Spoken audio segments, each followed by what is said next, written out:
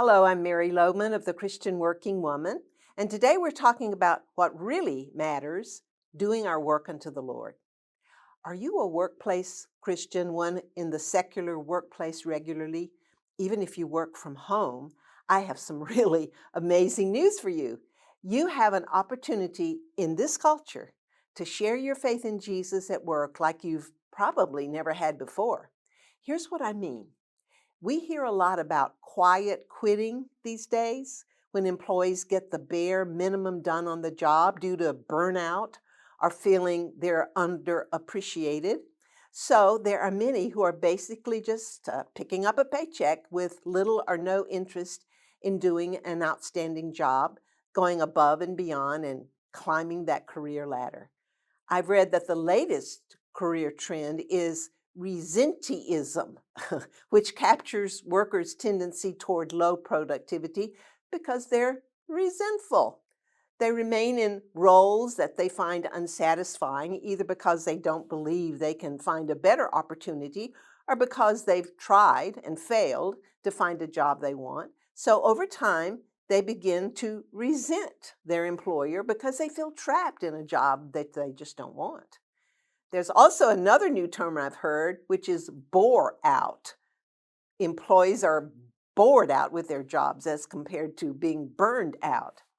So, with these attitudes becoming more and more prevalent in today's workplace, you have the opportunity to demonstrate your faith simply by having a biblical attitude toward work, toward your job and your workplace. So, what is a biblical attitude toward work? Let me give you three passages that tell us how we should approach our jobs.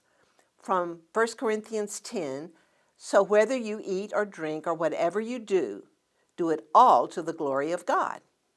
It's pretty clear. From Colossians 3, slaves, let's replace that with employees. Obey your earthly masters in everything, and do it not only when their eye is on you and to curry their favor, but with sincerity of heart and reverence for the Lord. Whatever you do, work at it with all your heart, as working for the Lord, not for human masters. It is the Lord Christ you are serving. That's pretty clear. And then from Ecclesiastes 9, whatever your hand finds to do it with all your might. Now that's just a sampling of the biblical attitude toward work. First and foremost, remember that you report to Jesus.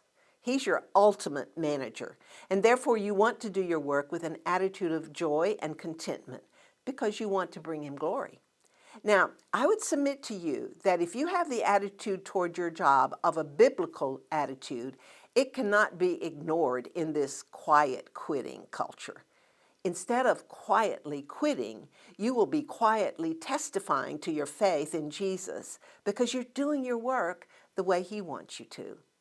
Peter wrote, always be prepared to give an answer to everyone who asks you to give the reason for the hope that you have. But do this with gentleness and respect. If you have a biblical attitude toward your job and you live that out day after day, you'll be living a question-generating life. And when someone asks you why you have a different attitude toward your job, you have an open door, a wonderful opportunity to share that it's Jesus that makes the difference. It's Jesus who motivates you, and you can speak the truth in love as you answer their questions and explain that Jesus is your reason for the hope that you have, as Peter said. So I just want to encourage all of us to see the opportunities we have in this quiet quitting, resenteeism, bore-out culture of today. Instead of just bemoaning it and criticizing it, it is for such a time as this that you are working in this culture. It is not a mistake that God has placed you to be a light in darkness, and you have the privilege to testify to your faith in Jesus simply by your attitude toward your job. Isn't that amazing? Don't miss the opportunities that God is giving you right where you work to be his ambassador.